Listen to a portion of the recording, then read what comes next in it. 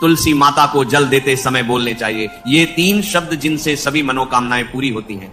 हम आज के प्रवचन में जानेंगे कि तुलसी माता को जल देते वक्त कौन से शब्द बोलने चाहिए। किसी समय की बात है, भगवान विष्णु विश्राम कर रहे थे, तभी देवी लक्ष्मी वहां आई और भगवान विष्णु से तुलसी माता को जल देने के महत्व के बारे में पूछा।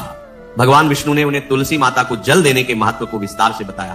तब देवी लक्ष्मी ने कहा, हे स्वामी, आपने मुझे तुलसी माता के महत्व के बारे में बताया, लेकिन अब मैं ये जानना चाहती हूं कि तुलसी माता को जल कैसे देना चाहिए, उनकी सेवा की सबसे श्रेष्ठ विधि क्या है, और जल देते समय कौन सा मंत्र बोलना चाहिए। भगवान विष्णु ने उत्तर दिया, प्रिया देवी, जैसा कि मैंने तुम्हें तुलसी माता के महत्व के बारे में बताया, उसी प्रकार तुलसी माता को जल देते समय बोला जाने वाला मंत्र भी बहुत महत्वपूर्ण है। यह मंत्र 3 शब्दों का है, लेकिन इसका प्रभाव अत्यंत शुभ और कल्याणकारी है। जो भी रोज तुलसी माता को जल देते समय इन 3 शब्दों का उच्चारण करेगा, उसके घर में मां लक्ष्मी का वास होगा, उसकी दरिद्रता समाप्त हो जाएगी और उसे अपार धन धान्य की प्राप्ति होगी। मंत्र के महत्व को बताते हुए भगवान विष्णु ने कहा, इस मंत्र का महत्व सुनने से ही मनुष्य के सभी पाप नष्ट हो जाते हैं। उसे हजारों वर्षों तक तुलसी माता को जल देने के पुण्य का फल मिलता है। फिर भगवान विष्णु ने देवी लक्ष्मी को एक कथा सुनाई। उन्होंने कहा, दक्षिण दिशा में यम नगरी नामक एक नगर था, जहां रमेश नामक एक ब्राह्मण रहता था। वह अत्यंत पापी और गलत कामों में लिप्त व्यक्ति था। जन्म से ब्राह्मण होते हुए भी वह धार्मिक कार्यों से दूर रहता था। न वह पूजा करता, न ध्यान, ना जप और ना ही किसी का सत्कार करता।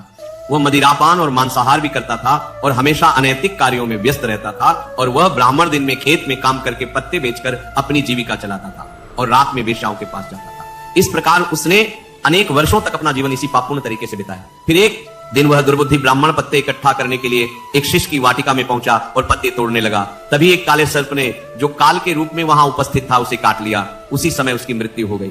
उसकी मृत्यु के तुरंत बाद यमराज के दूत वहां प्रकट हुए और उसकी आत्मा को लेने के लिए आए। वे उसे यमलोक ले जाने लगे। मार्ग में वह ब्राह्मण यमदूतों के सामने रोने और विलाप करने लगा। उसने कहा, हे दूतों, मुझे कहां ले जा रहे हो? मुझे छोड़ दो, मेरे प्राण बचा लो। लेकिन यमदूत बोले, अरे पापी ब्राह्मण, तेरे दुष्कर्मों के कारण तुझे यह दंड मिला है। अब यमराज तुझे घोर नरक में डालेंगे। यमलोक पहुंचने पर चित्रगुप्त ने उस ब्राह्मण का पूरा लेखा जोखा प्रस्तुत किया। उन्होंने कहा है, धर्मराज, इस ब्राह्मण ने अपने पूरे जीवन में केवल पाप किए हैं, इसने कभी कोई पुण्य कार्य नहीं किया। धर्मराज ने दूतों से कहा, हे दूतों, इस घोर पापी ब्राह्मण को नरक में डाल दो, इसे अपने कर्मों का फल भोगना होगा। यमदूत उसे ब्राह्मण को नरक में ले गए और उसे भयंकर अग्नि में धकेल दिया। वह कई वर्षों तक नरक की यातनाएं सहता रहा। इसके बाद उसे अगले जन्म में बैल के रूप में जन्म मिला। बैल का शरीर पाकर उसने भारी बोझ उठाने का कार्य किया। उसका मालिक उससे दिन रात काम करवाता था। जब उसकी शक्ति समाप्त होने लगी तो मालिक ने उसे एक लंगड़े आदमी को बेच दिया। वह लंगड़ा आदमी उस बैल का उपयोग अपने बोझ उठाने के लिए करता था। बैल ने 8 वर्षों तक उसकी सेवा की। फिर एक दिन वो बैल लंगड़े आदमी को लेकर एक ऊंचे पर्वत पर चढ़ा।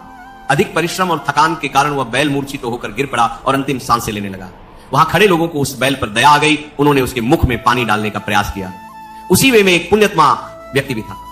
उसने अपने पुण्य का थोड़ा सा भाग उस बैल को दे दिया। इसे देखकर अन्य लोगों ने भी अपने अपने पुण्य उसे देना शुरू कर दिया। उसी वे में एक वेश्या भी थी। सभी अपना पुण्य उस बैल को देकर उसका उद्धार करने का प्रयास कर रहे थे। ये देखकर उस वेश्या ने भी अपना पुण्य उस बैल को दे दिया। कुछ देर बाद उस बैल की मृत्यु हो गई। फिर उस स्थान पर यमदूत आए और उस बैल के शरीर से उस ब्राह्मण की आत्मा को निकालकर यमलोक ले गए। यमलोक पहुंचने पर उसे यमदेव के सामने प्रस्तुत किया गया। चित्रगुप्त ने जब उसका लेखा जोखा देखा तो वे चकित रह गए। वेश्या के द्वारा दिए गए पुण्य के कारण उसके सभी जन्मों के पाप नष्ट हो चुके थे। यमदेव ने कहा, हे ब्राह्मण, उस वेश्या ने तुझे अपना पुण्य देकर तुझ पर बड़ा उपकार किया है। उसी के पुण्य के प्रभाव से तुम्हारे सभी पाप नष्ट हो गए, इसीलिए अब तुम्हें फिर से मनुष्य जन्म प्राप्त होगा। इस प्रकार वह ब्राह्मण पृथ्वी पर एक उत्तम ब्राह्मण कुल में जन्म लेता है। उस महापुण्य के प्रभाव से उसे अपने पूर्व जन्म की सारी बातें याद आने लगती हैं। जब वो बड़ा होता है तो उसे ध्यान आता है कि पिछले जन्म में जब वह बैल था तब एक वेश्या ने उसे अपना पुण्य दिया था। उसके मन में उस वेश्या के बारे में जानने की उत्सुकता जागती है। वह वेश्या का पता लगाकर उसके नगर में पहुंचता है। वहां वह वेश्या जो अब बूढ़ी हो चुकी थी उसे मिल जाती है। वह ब्राह्मण उसके सामने जाकर बार बार प्रणाम करता है और धन्यवाद देने लगता है। वेश्या उससे पूछती है, हे ब्राह्मण श्रेष्ठ, आप कौन हैं और किस कारण मुझे धन्यवाद दे रहे हैं? मैंने आपका कौन सा कार्य किया है जिसके लिए आप मुझे नमस्कार कर रहे हैं? तब ब्राह्मण कहता है, हे मां, मैं वही बैल हूं जिसे तुमने अपना पुण्य देकर जीवन दान दिया था। अपने पाप कर्मों के कारण मुझे पिछले जन्म में बैल बनना पा। उस पर्वत पर जब मैं अंतिम सांसें ले रहा था तब तुमने अपना पुण्य मुझे दे दिया था। उसी पुण्य के प्रभाव से ही आज मुझे फिर से मनुष्य जन्म मिला है और अपने पूर्व जन्म की सारी बातें याद है। किंतु हे मां, मैं यहां ये जानने आया हूं कि तुमने मुझे कौन सा पुण्य दिया था जिससे मेरे सभी पाप नष्ट हो गए। मैं उस पुण्य के बारे में जानना चाहता हूं। तब वेश्या ने कहा, हे ब्राह्मण श्रेष्ठ, मैंने तो अपने जीवन में कोई पुण्य का कार्य नहीं किया है, पर मेरे घर में एक तोता है जो पिंजरे में रहकर हमेशा कुछ बोलता रहता है, जिसे सुनकर मेरा अंतःकरण पवित्र हो गया। वही मंत्र मैंने आपको पुण्य स्वरूप दान किया। फिर वह वैश्य और ब्राह्मण उस तोते के पास गए और उससे पूछने लगे, हे सुख, तुम कौन सा मंत्र बोलते हो जिससे हमारे जीवन का उद्धार हुआ? ये मंत्र तुम्हें किसने सिखाया और इसका क्या अर्थ है? तब उस तोते ने अपने पूर्व जन्म का वृतांत सुनाना शुरू किया। वह बोला, हे ब्राह्मण श्रेष्ठ, पिछले जन्म में मैं एक ब्राह्मण था। मुझे अपने ज्ञान का बहुत घमंड था। मैंने कभी गुरुजनों का सम्मान नहीं किया, बल्कि उनका बार बार अपमान किया। अपने अहंकार के कारण मेरा स्वभाव क्रोधी और द्वेषपूर्ण हो गया। मैं सभी को तुच्छ समझने लगा और विद्वानों का भी अपमान करता था। कालांतर में मेरी मृत्यु हो गई और मुझे यमलोक ले जाया गया। पूज्य व्यक्तियों और गुरुजनों का अपमान करने के कारण मुझे तोते के कुल में जन्म लेना पड़ा। तोते के रूप में जन्म लेने के बाद छोटी अवस्था में ही मेरे माता पिता का साथ छूट गया। मैं अकेला पेड़ की डाल पर बैठकर रो रहा था। तभी कुछ मुनि उस मार्ग से जा रहे थे। उन्होंने मेरी दयनीय स्थिति देखी और मुझे अपने आश्रम ले आए। आश्रम में उन मुनियों ने मुझे एक सुंदर पिंजरे में रखा और मेरी देखभाल की। वे मुझे प्रतिदिन भोजन कराते और मुझसे स्नेह करते थे। उस आश्रम में वे उनकी पत्नियां और बच्चे प्रतिदिन तुलसी के पौधे को जल अर्पित करते और एक मंत्र का जाप करते थे। उनके मुख से बार बार मंत्र सुनकर मैंने उसे याद कर लिया। तब से मैं उसी मंत्र का जाप करता हूं। इस मंत्र के प्रभाव से मेरे जीवन में सकारात्मक बदलाव आने लगे। मुझे अपने कर्मों का पश्चाताप हुआ और मेरी मृत्यु भी टल गई। मेरी आयु 100 वर्ष हो गई और इतने वर्षों तक मैं जीवित रहा। एक दिन रात के समय एक चोर उस आश्रम में आया और मुझे वहां से चुरा लिया। बाद में इस वेश्या ने उस चोर से मुझे खरीद लिया। वेश्या के घर आने के बाद भी मैं वही मंत्र बोलता रहा। इस मंत्र को सुनकर इस वेश्या का अंतःकरण पवित्र हो गया। उसने अपना पुराना जीवन सोचकर भगवान विष्णु की भक्ति करनी शुरू कर दी। हे ब्राह्मण देव, इसी मंत्र के प्रभाव से मेरे और उस वेश्या के सभी पाप नष्ट हो गए। यही मंत्र आपको भी पाप मुक्त कर चुका है। इस प्रकार तोते ने उस ब्राह्मण और वेश्या को पूरा वृतांत सुना दिया। यह सुनकर ब्राह्मण और वेश्या दोनों बहुत प्रसन्न हुए। उन्होंने तय किया कि अब वे प्रतिदिन तुलसी मां को जल अर्पित करेंगे और उस मंत्र का जप करेंगे। कुछ समय बाद उस ब्राह्मण, वेश्या और तोते ने मंत्र के प्रभाव से दिव्य विमान में बैठकर विष्णु लोक की यात्रा की। भगवान विष्णु ने देवी लक्ष्मी से कहा, हे देवी, देखा आपने केवल तुलसी मां के मंत्र के प्रभाव से उस तोते, वेश्या और ब्राह्मण के सभी पाप नष्ट हो गए।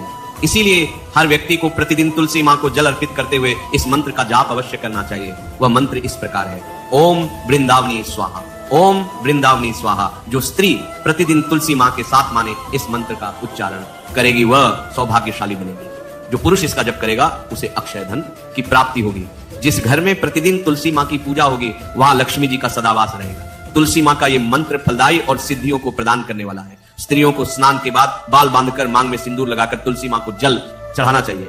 साथ ही तुलसी मां की परिक्रमा करनी चाहिए। शाम के समय तुलसी मां के पास दीपक जलाने से घर में सुख समृद्धि आती है। भगवान विष्णु की पूजा तुलसी मां के बिना अधूरी है। तुलसी का एक पत्ता चढ़ाने से भगवान को उतनी प्रसन्नता मिलती है जितनी हजारों अमृत के घड़ों से नहलाने पर भी नहीं मिलती। जो भी व्यक्ति तुलसी मां का सम्मान करेगा और उनके इस मंत्र का जप करेगा उसे न केवल इस लोक में बल्कि परलोक में भी शुभ फल प्राप्त होगा। ऐसा फल तुलसी मां के पत्तों के दान से मिलता है। जो मृत्यु के समय अपने मुख में तुलसी के पत्तों का जल ग्रहण करता है, ऐसा व्यक्ति अपने सभी पापों से मुक्त होकर भगवान विष्णु के धाम जाता है। भगवान विष्णु कहते हैं, पूर्णिमा, अमावस्या, द्वादशी और सूर्य संक्रांति के दिन मध्याह्न काल, रात्रि और अशोच के समय तेल लगाकर बिना स्नान किए अथवा बिना हाथ पैर धोए रात्रि के वस्त्र पहनकर तुलसी के पत्ते तोड़ना महापाप होता है। श्राद्ध, व्रत, दान, प्रतिष्ठा और देव पूजा के लिए तोड़े गए तुलसी के पत्ते 3 रात तक पवित्र रहते हैं। तुलसी के पत्तों को बिना नष्ट किए उसके अग्रभाग को तोड़ना चाहिए। तुलसी की मंजरी जो सभी फूलों से श्रेष्ठ मानी जाती है, उसे तोड़ते समय पत्तियों का होना आवश्यक है। पौधे को बिना हिलाए केवल अग्रभाग को तोड़ना चाहिए ताकि पूजा का फल और बड़ तुलसी के पत्तों को कभी नाखून से नहीं तोड़ना चाहिए क्योंकि इससे पाप लगता है।